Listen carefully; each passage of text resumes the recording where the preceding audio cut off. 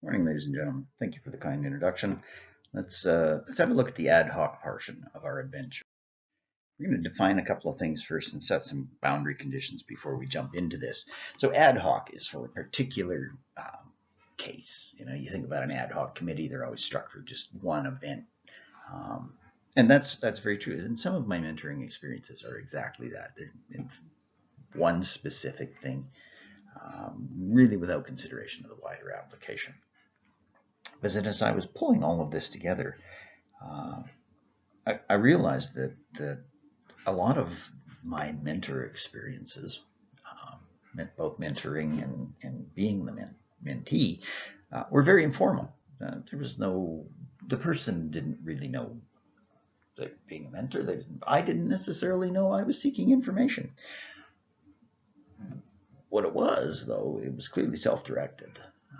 This was myself taking advantage of an opportunity to learn something. So, setting some conditions. First of all, we're going to play the hand we're dealt. Ian has outlined a different system here where it's a very prescribed kind of mentorship program. Obviously, what we're talking about is anything but that. If you have the opportunity to take advantage of a prescribed program, I strongly recommend you do so. But even if you are in a prescribed program, I strongly suggest that you consider a bit of a self-directed, informal, ad hoc kind of program to balance things out. Okay, some more conditions here. Mentoring is a one-on-one exercise. That's pretty clear. But just bears stating again that we're not talking about classroom or group learning exercises. I'm going to put that over in the category of training as opposed to mentoring. Mentoring is one-to-one. Mentoring is mostly about what you don't learn in school. It can be technical, absolutely. You can be learning about technical aspects of the job or your specialty that you didn't learn in school. I mean, if you learned it in school, you don't need to learn it again, right? But it may also be about all of the social aspects of functioning in an office, functioning in an industry, just the broader picture beyond your technical expertise. A lot of times organizations can be confusing, and mentorship can help you get through that. I alluded to it earlier. Mentors don't always know what they're doing. Or more to the point, mentors don't always know they're doing it. Whatever the message is, whatever the information is you're being given, is often given in the context simply, as I said, of dialogue. You're just having a chat. So that can often lead to a delivery that is perhaps a little harsh. Someone just simply says, oh, you did that wrong. And a good mentor would be kinder and gentler than all that. Just because the delivery of the message sucks doesn't mean that the message does. You just, and when you get into these informal things, a lot of times it's just, sometimes the best lessons are learned when the other person is a little bit angry and they're sharing something with you. Lastly, probably going to find yourself outside your comfort zone. Anybody jump out of an airplane? I have not yet. I've done a lot of things, but I have not jumped out of an airplane yet. Seems like kind of silly. Why would you jump out of a perfectly good airplane? But a lot of the things that I have done, both in terms of professional mentorship, quite a ways outside my comfort zone. A lot of things I had to learn about. Yeah, absolutely. Once you get comfortable with being outside the comfort zone, mentorship timeline. Now, we've all seen geological timescale. We use it all the time. It's how, as earth scientists, we tend to think about these things. So I thought, I could look at my own career that way. I could look at my experiences in mentorship that way and recreate sort of a mentorship timeline, if you like. So I renamed things. Everything is in the context of mentorship. So we have the proto-mentor before I had mentors for this particular aspect of my life, and now we're into the the various eras of mentorship that I've gone through. I've been at this for 40 years. Things have changed a lot. As my career has advanced, I've had other needs. And in fact, that's part of what we're going to talk about here, is that how things change as you move along, and how you get mentored, who you get mentored by, what you need to learn changes as you go. You would hope so. Life would be pretty boring if it didn't. What we call the Geozoic era, what I have coined as the Geozoic era. My first few employers, including some of my summer jobs that were in there, they were really about finding my path. Initially I thought I wanted to be in mining, and then as a result of a summer job and some time spent sitting around the fire with the geologist for whom I packed samples through the swamp, I concluded I probably didn't want to be in mining. And the following year, I tried an oil and gas job, and yeah, that was much more my style. But this whole idea of one-on-one conversation, sitting by the campfire with another geologist, a much more senior individual, was really sort of my first experience with mentorship, being mentored. We didn't talk about it. This was 1977. We didn't talk about it in terms of mentorship. We were just two guys in camp talking.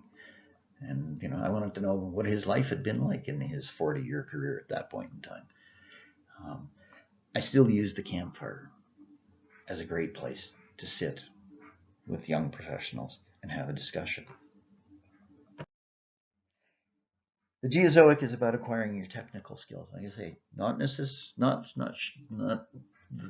the ones you graduated with, perhaps, but the outside ones. Early in my career, I worked frontiers.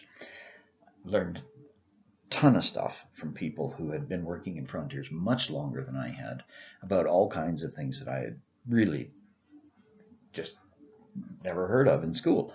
Biostratigraphy, basin modeling, things like that. The things that work in the offshore, the frontier areas that you do, because, well, you need to do them. It's the way you create the framework in which you're going to operate. And you're honing your social skills at the same time. The social skills, learning to function in the office environment. Your first gig in the office can be pretty darn intimidating. You're not really sure how to behave. You're not really sure how you relate with people. It's not school, where it's all a bunch of students. This is a group of people of every age and ethnicity possible, and specialty. And how do you interact with them? And a couple of things come to mind here. If you're in an organization that's large enough to have a social club, join it and take part in the activities. Baseball is a great way to meet people, particularly in different disciplines, etc. Barring that, organize something yourself. I used to organize a lot of whitewater rafting trips, and you learn a lot about people under stress, and made some great friends doing that. So what you're seeing here is sort of that first indication that people are a really important part, if you like. This is networking. You're building your network. We're going to talk a lot about networking, but networking and mentoring are very, very intimately related. So in the Opzoic era, now I've gone to work effectively for smaller companies. And you're the only person in the office in your technical specialty. There's nobody around. So now you've got to go outside the organization for the mentorship there. But you're also going to be challenged to do a lot more than your specialty. So you're going to broaden your skill set. One of the first very clear examples of an ad hoc situation, I needed to suddenly know how to do well site geology before my first well was going to be drilled. So a well site geologist was hired. He and I went to the rig, and he showed me how to do it. Pure and simple, very ad hoc, but quite formal and quite deliberate. There were a lot of other very much more informal and sort of self-directed things while I was on the rig. Many of the locations we were drilling were on freehold land, so I needed to understand freehold mineral leases so that when I spoke with the freehold mineral owner, I understood the terms and conditions the company had to live up to. Many of them were the farmer on the land, and so I learned a lot about farming because I needed to be able to converse with these people. In between the wells, I often stayed in the field, in part to interact with the broader community, in part to spend some time with the completion crews or the production crews, learning the operational complexities of an organization, putting a well on production, flowing a product through to the battery, and then from the battery to the sales point, understanding the whole spectrum of corporate operations. And now, as I alluded to earlier, because you're building your network outside of the organization, you're constantly relating to people. And in particular, as soon as it's outside your organization, we call it your network. Now, a lot of these people in your network are going to be your mentors, but this particular slide is designed to show sort of the corporate progression in this 10-year period of the Opzoic that we're talking about. The solid blue lines show where I'm working with the same people again, the connections between people, or I'm working with people that I met through these things. And actually the dash blue lines show where my university connections come into play. Now, a lot of the connections that you're building here, you could say they're outside your organization. You're reaching out to people for various things. You can take part in industry social events to meet, again, a broad spectrum of people in this environment that's conducive to a chat and to determination as to whether someone might be in a position to be your mentor. Or, quite frankly, you can be recruited as a mentor in this setting. The Dollarzoic era, okay, now we're 20-some years into the career. We're at the halfway point. And you're now the senior person on the show. The reality is you're perhaps you're part of management. You're presenting to the board of directors or the shareholders. You're presenting to your reserve auditors or your bankers. And the things they want to hear about, beyond the fact that you are a technically competent individual, is you need to speak their language, the language of money, the language of value. So you go back into your network, you go back into your mentorship pool, your mentor pool, and you start to talk more with the executives of the previous organizations that you worked with. They may well have moved on to yet another organization. You track them down, you talk to them. You're learning a whole different language and skill set than you had been learning up to this point. It's all building on what you've learned to this point, but you're talking about, and quite frankly, you're talking about your own personal leadership. That you, as an executive, you are viewed as a leader by the people in the organization, by the rest of your team, by your technical societies, by the communities in which you operate. And so again, how do you step into that role? You seek out the people you've seen do that task in the past, and you talk to them about how to do it. And then we hit the Anthrozoic era. That's where we're at right now. This is the era of me, if you like. I'm not, I'm somewhere effectively between a consultant and retired, and it varies from day to day and how you choose to talk to me. And it kind of coincides with the start of the downturn back in 2014. So I've actually been at this for longer than I'd like to think. And it's, this was a period of reinvention. If you like, I wasn't really ready to retire, but you don't always get to pick that. So one of the first things that I did was I took a little overseas posting, went to work for a major consulting firm. Now, I'd run my own consulting firm very locally. This is suddenly dealing with clients around the globe on projects that could take place on any continent, any country, onshore, offshore. All my previous experience was of great value. All my previous network were people that I could reach out and say, hey, I'm working on this. What do you know about it? Can you point me at something? But the idea of working inside an organization that relied on billable hours. Well, what do you do when you don't have them, etc. I got to work with some fabulous organizations around the globe, uh, both government organizations and corporations. Came back from that, had a little gig doing some teaching at York University. Now teaching, formal, all this. I've not done that before. I've always been the informal kind of thing. So I had to reach out to some people and think back to some of the teaching experiences that I had sat in. What did I think was good? What did I want to do? How did I want to make this meaningful?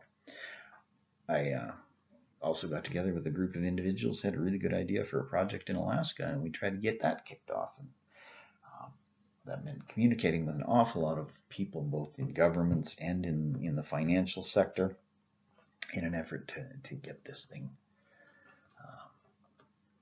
this project off the ground. As it turns out, between largely COVID, by the time we were really ready to go, COVID kind of reared its ugly head. We put the whole thing on hiatus. It's still there. We'll see if we get back to it.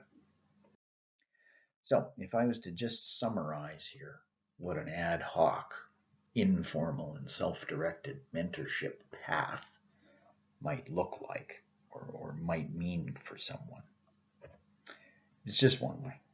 Ian, as I alluded to earlier, he's shown us another way. There's no right or wrong path here. There is, you just take hold of the opportunities in front of you. Learn to recognize opportunities, seize those opportunities, make the most of those opportunities. And that's just kind of one of those life messages. Never mind. It's really just about asking a lot of questions. So thinking about your questions quite carefully, asking them, and having a dialogue back and forth with a lot of different people. You're going to need many, many, many different mentors all through the stages of your career. You can use multiple mentors at any given point in time because you could have multiple opinions you're seeking, or you could simply find that, you've got quite different questions and you need to talk to different people to get toward the answers. Now, mentors aren't going to give you the answer. So if you're thinking that this is, I just ask the question, I get the answer, you're probably going to be disappointed because, well, most situations are quite circumstantial, and the circumstances are seldom the same from situation to situation. All we can do is kind of work through it, talk through it. You can see where you think this might go. You're gonna, it's your answer, so you kind of need to find it so that you can believe it and apply it. So mentorship is about stimulating the discovery of answers to life's questions. As I think I pointed out, it changes with the stages of your career. That's why I say you'll need lots of mentors as you go along, which is why the whole network thing is so important. Because someone you met 5 years ago who was part of your network, might have been your golf buddy 5 years later, could be a significant mentor because they've become a VP just as you've moved into a management role. Lots of changes this thing going. And it's been fun. It's a very serious topic, but, if you enjoy learning at all, and if you enjoy interacting with people, then this form of mentorship, this form of learning is just endless fun because it's often in the context of fun that we learn so much. And there's a lot of resources available out there to help you now. So these are the various organizations. I belong to 3 out of 4 of these organizations. I'm a geologist, but I'm working actually with the CSEG and their geophysics mentorship program, just because it's the way it works. I work mostly with university students officially, but unofficially, I work with a lot of different people because people ask me my opinion. They ask me, here's what's going on. What can we do? It just happens I've seen a lot, done a lot, and that's what most of the mentors in these programs are. They're senior individuals.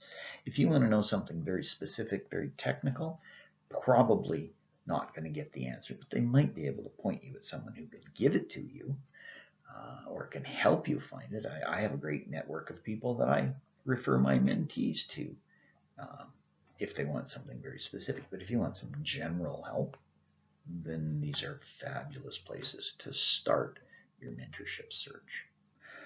Yeah, with that in mind, any questions? I'd be happy to take them. If not, I think at that point it's time to sign off. Thank you very much.